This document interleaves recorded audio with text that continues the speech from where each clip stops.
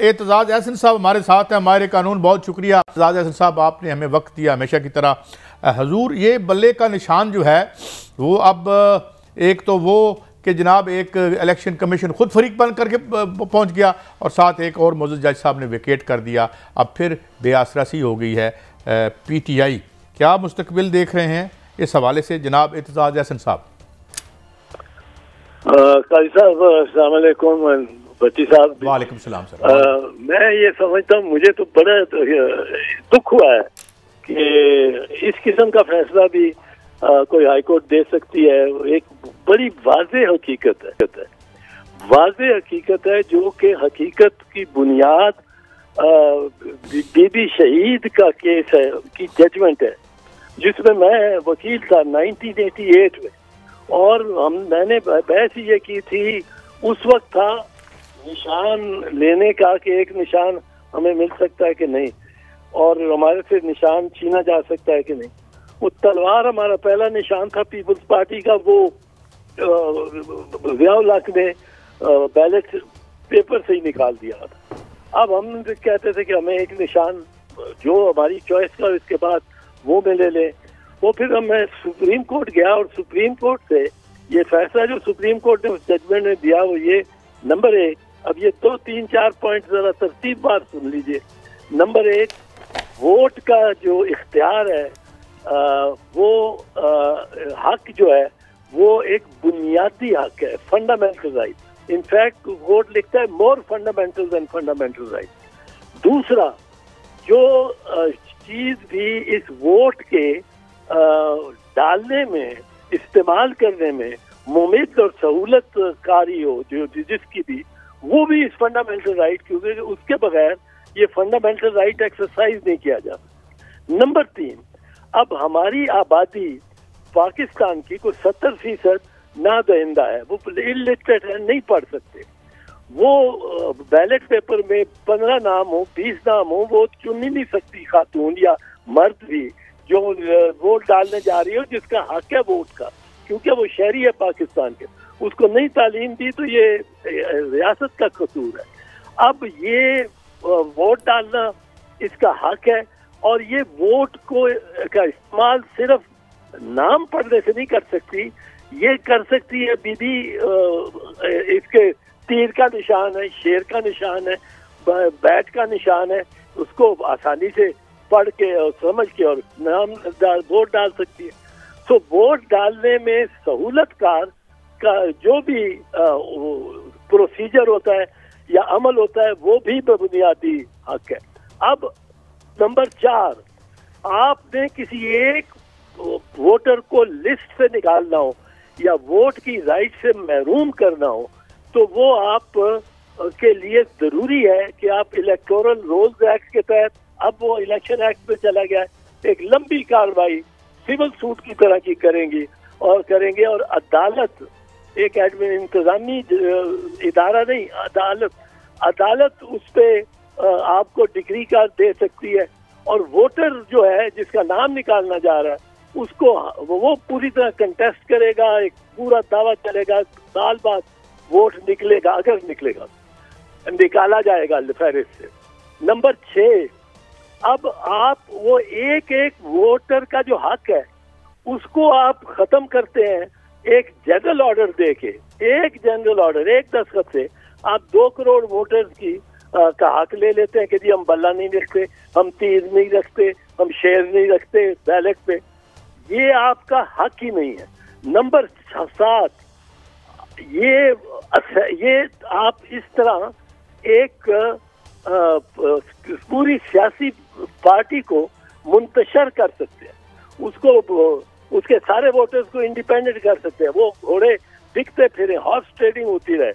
और नंबर 8, किसी political party को तहलील करने का हक सिर्फ और सिर्फ सुप्रीम कोर्ट को है, और वो under article 17 of the constitution, क्यों जिस तरह नैप हुई थी तहलील और ANP बन गई, उस तरह ये जो सुप्रीम कोर्ट के फैसले, वली खान के केस में सुप्रीम कोर्ट के फैसले के जरिए फैसला हुआ।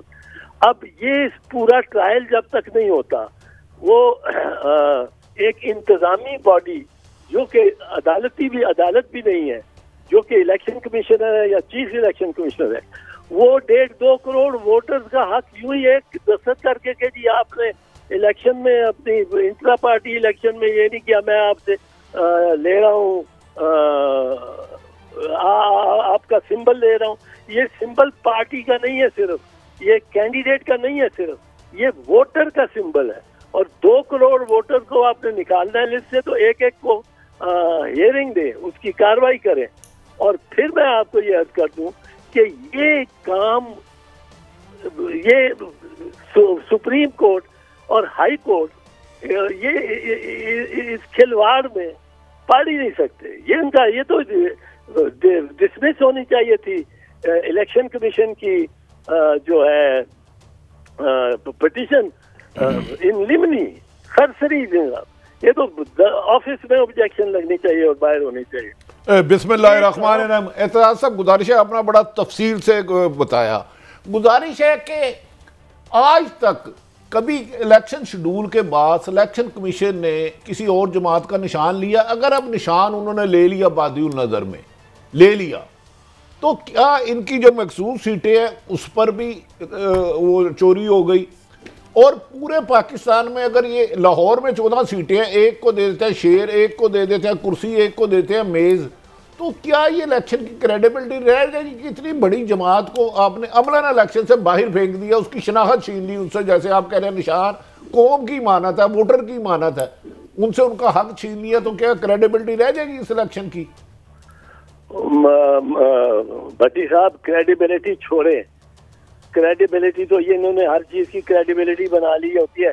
90 दिन के बाद ये निगरान वजीर रह सकते हैं, वजीर आला रह सकते हैं, वजीर आजम रह सकते हैं, ये इलीगल है सारे, पर ये चला रहे हैं जी क्रेडिबिलिटी।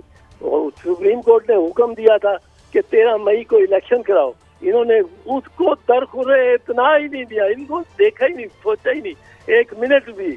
ये सारा टोला जो इस वक्त है, अब इन्होंने परवाह ही नहीं की, ना इलेक्शन कमीशन ने, ना वजीर दाखिला ने, ना वजीर खारजा ने, ना वजीर दिफा ने, ना वजीर खजाना ने, ना वजीर आजम शहबाज शरीफ ने परवाह नहीं की।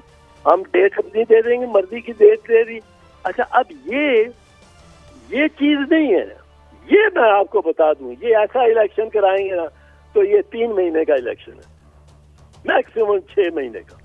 अच्छा, चल सकेगी असेंबली। एतजाज साहब, जो सुना है, जमातों को सोचना चाहिए कि ये सब सियासी जमातों के को मतलब कमजोर तर करने का तरीका ये है कि आप चीफ इलेक्शन कमिश्नर को हक दे दें कि कल शेर का निशान ले ले नवाज शरीफ से। मैं देखूंगा नवाज शरीफ की पार्टी 20 सीटें भी लेके आए किसी, ये तो एक हथियार हमने उनके हाथ में पकड़ा दिया अगर हम उसको तस्लीम करते हैं, जो कल हमारी तलवार हमारा गला काटेगी। ये तो ये मुमकिन नहीं है और जजेस के लिए मुमकिन नहीं है। ये अब फिर फैसला होगा कि कौन कॉर्नेलियस है और कौन मुनीर है। नहीं, अच्छा एतजाज साहब, आप ठीक कह रहे हैं, मुमकिन नहीं है। आपने कहा था 90 दिन के ऊपर नहीं रह सकते, बदकिस्मती 90 दिन के ऊपर भी रहे। सुप्रीम कोर्ट का हुक्म था 14 मई को इलेक्शन हो, इंतजामिया ने वो भी बात नहीं मानी, वफाक भी नहीं रहा। अब बल्ले का निशान तो छीन लिया और ये भी खबरें आ रही है कि किसी को कंपेन भी नहीं चलाने दी जाएगी। आने वाले दिनों में ऐसे वाकयात हम बहुत सारे सुनेंगे। तो अब क्या सुप्रीम कोर्ट को इस इशू में नहीं इंटरफेरेंस करनी चाहिए? इससे जमहूरियत भी कमजोर होगी और बादिउल नजर में ये जो तलवार आज तहरीके इंसाफ के साथ चली है, कल को और सियासी जमातों को भी जिस चाहेगा इलेक्शन कमीशन निशान छीन लेगा। ये तो रवायत चल पड़ी है। फिर भट्टी साहब, ये सुप्रीम कोर्ट नहीं इजाजत देगी इसको। ये सुप्रीम कोर्ट में अब बड़े सारे कॉर्नेलियस बैठे हैं, बड़ी अक्सरियत हो गई है और कोई मुनीर कम ही है मुनीर। ये कॉर्नेलियस की मिरास और विरासत, ये इस किस्म का फैसला है जिसमें पता जाएगा। ये फैसला है नहीं। अगर आप तरीके हिसाब से बल्ला निशान नहीं और इलेक्शन कमीशन पूरी जमात को एक नहीं देती, तो आपके ख्याल में तरीके इंसाफ को एज ए सियासतदान इलेक्शन में हिस्सा लेना चाहिए और उसके नताइज, जैसे नवाज शरीफ जियाउल हक ने गालबन गैर जमाती कराए थे 85 में, तो ये तरीके इंसाफ के लिए तो एक किस्म के गैर जमाती हो गए, उनसे निशान छीन लिया, बाकी जमातों के पास रह गया निशान। देखिए जी, अभी तो बड़ा उन्होंने मेरा ख्याल है ठीक लिया हुआ स्टैंड, और रखना ही ये चाहिए कि हमने लड़ना है, आप हमें क्या क्या डिनाई करोगे, तो बाद में फैसला कर सकते हैं, देख सकते हैं क्या हो रहा है। अगर ये इतनी बर्बरियत और ये वो सारी जारी रखते हैं तो एक वक्त आएगा कि पानी सर से ऊंचा हो जाएगा उनके भी। पर अभी तो उन्होंने बड़ी ठीक बात रखी है कि जी हम बल्ले का निशान भी ले लो, हमें एक निशान दे दो, हम लड़ने को तैयार है, और हमने नहीं मैदान छोड़ना। तो ये जितना वो कहेंगे हमने मैदान नहीं छोड़ना और डटे रहेंगे मैदान पे, उतना ही मैदान को कम करते जाएंगे। तो फिर वो एक मजाक दुनिया को ही नजर आएगा, और फिर 6 महीने से ज्यादा की पार्लियामेंट नहीं होगी, ये मैं आपको बता दूं। इत्तेज़ार साहब, मैं एक यानी मुसलसल तसलसल से एक बात समझने की कोशिश करता रहा हूँ, पूछता भी रहा हूँ, same on the risk of repeating my self. हुजूर, ऐसे क्यों हमें तासुर मिल रहा है कि ये लिबरल डेमोक्रेसी का साने इर्तहाल हो रहा है, ये बिस्तरे मर्ग पे है, और जो हमारी रूलिंग क्लासेस हैं वो आइन और ह्यूमन राइट्स का तकल्लुफ़ अब अफोर्ड नहीं कर सकती इन दी गिविंग इकनॉमिक कंडीशंस। जितना वो अंदर से वीक होते हैं, इतना ही शदीद जबर तभी होता है जब आप अंदर आपको कमज़ोरी का एहसास हो। तो ये जो एडिफिस है पूरा, ये क्लैप्स करता नज़र नहीं आता आपको वतन अजीज़ में? अगर देखें यहाँ तक बात पहुंची भी है, आप खुद ही सोच लें कि जो कभी मतलब तस्वर में नहीं आ सकता था कि कैंडिडेट को जाते हुए उसके कागजात नामजदगी आप ले उड़े, या वो रिटर्निंग अफसर के कमरे से उसकी आंखों के सामने से आप एक तजवीज़ कुनंदा को ले उड़े कि ये पेश नहीं होगा तो